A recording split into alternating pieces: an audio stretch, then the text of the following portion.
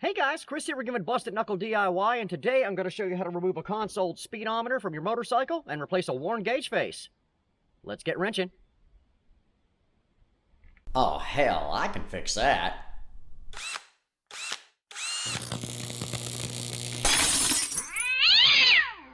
Honey! Can you bring me a Band-Aid, please? Alright, so the first step in getting your gauge off is to take your Allen key here and take these two big Allen bolts off. That's all that holds the gauge onto the tank.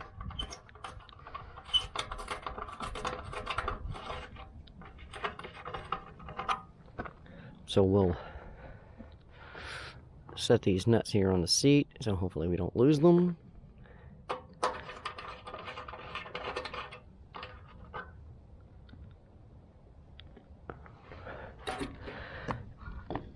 And there we go there. So once the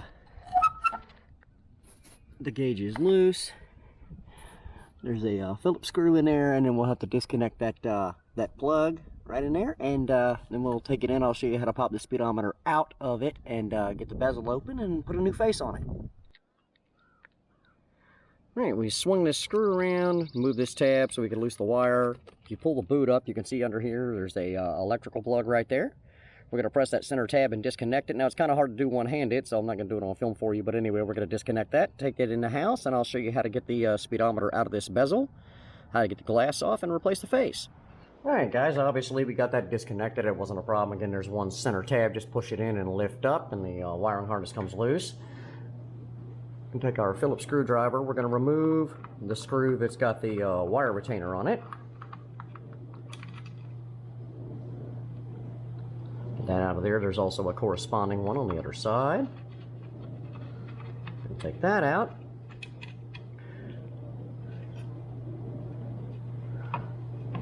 Okay, and we're going to see if we can get in here under this rubber grommet.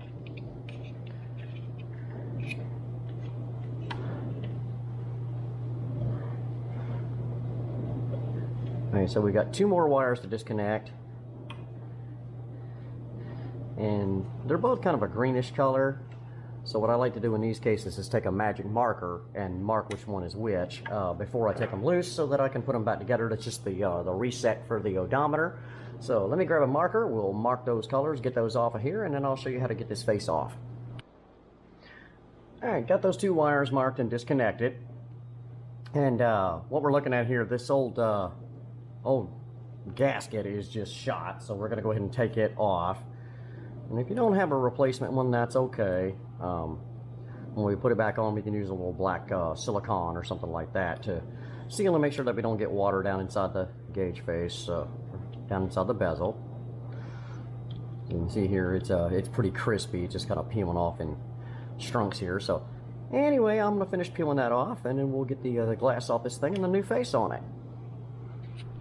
Alright, most of that old gasket came up in big strunks. Now we got to get the glass off here. So what happens, and I'll try to get it in close, is this metal bezel just comes up in folds over top of this thing. So we're going to take, to start, we're going to take a fine little standard screwdriver here and go under that lip and just start working it up. Now, you can't do it in one pass. Don't try to do it in one pass.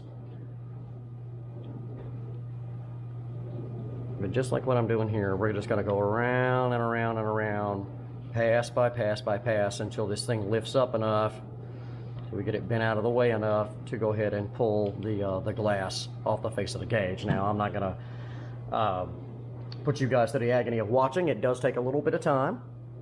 But once we get a good lip started on it, we'll switch to a little plastic pry bar tool here, and it should go along a little quicker. Anyway, I'm going to get the glass off of here, and then I'll show you how to remove the needle and get the face out.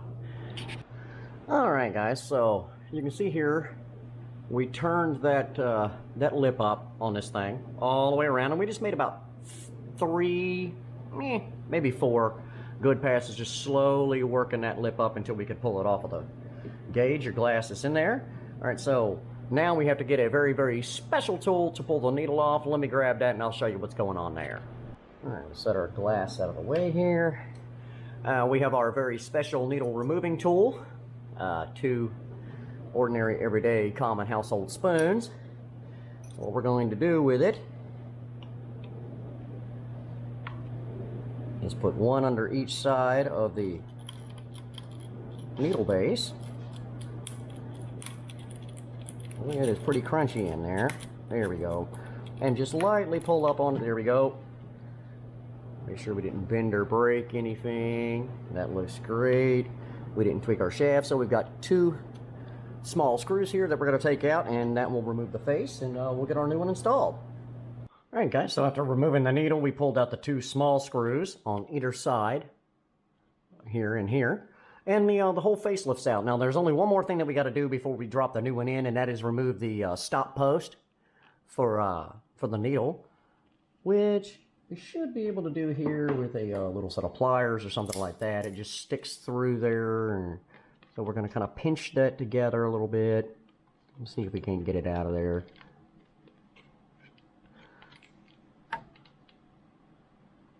Just 2 little plastic tabs. And there we have it. And I know that's going to be incredibly hard to see on camera, but there it is. So we'll install that in our new gauge face. So there's the old. Here's the new. That is a qualitative difference right there, guys. So anyway, we're going to put this post in there and put it back together in the opposite fashion that we took it apart. Okay, before we put this bad boy back in, as you can see here, the plastic that was covering the LCD display for the odometer is shot, and the new one didn't come with one, so I've got just a piece of plain old clear packing plastic here. And what we're going to do is cut this thing to size and just glue it in the back of the gauge there. So that's pretty close. I think we can take it down just a little more.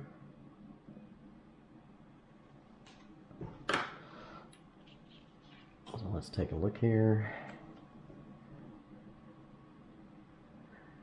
Yeah, so we're going to do it just like that. We're going to go ahead and get that glued into place and get this face back in here. Okay, so we've got the face screwed down and we put the needle back on. Now the one thing that you want to do, is very carefully make sure that your needle lines up and stops on the post, and then just check it. So we'll start it here, I don't know, on 90 miles an hour. You can watch it winding down. And then it comes to rest on the post like it should. That all looks great. So we're going to get the glass back on this bad boy and get it back in its housing. Alright guys, it's all back together. It looks great. Everything seems to be working good. So just to give you an idea of what you can do with a couple of small screwdrivers and magic needle removing tools here. And you can save yourself a small fortune. This is an aftermarket face. I think I paid 20 bucks for it, but look at the difference in the old and the new. So anyway, we're going to throw this bad boy back on the bike, and then the last thing that we'll have to do is go around the seam here with some nice black silicone just to seal that up good. I'll save you that agony, but anyway, we're going to throw it on the bike and make sure everything still works. And there you have it, guys. It's back in. You can see we did our silicone ring around the gauge here to seal all that up and keep water out of there, and it looks absolutely gorgeous. So yeah, not that big a job, just takes a little time, and you can save yourself a fortune over replacing the speedometer. So yeah. And yeah, guys, that's how you take care of a speedometer gauge face that looks a little less than desirable. Hopefully you got a little out of this video and you enjoyed it. If you did, give us a thumbs up. Remember to hit that subscribe button. It really helps us out. And definitely you want to stay tuned for more motorcycle videos in the future. Again, we're going to tackle this paint issue that you see going on here behind me. The seat covers. I think we got a blown headlight on this. We're going to get rid of this less than desirable windshield. All kinds of great stuff coming up in the near future with this bike to get it ready for summertime. So in the description box below, guys, I'll put links to the Facebook page and our contact email if you want to drop us a line. Till next time, this is Chris for Busted Knuckle DIY saying, keep wrenching.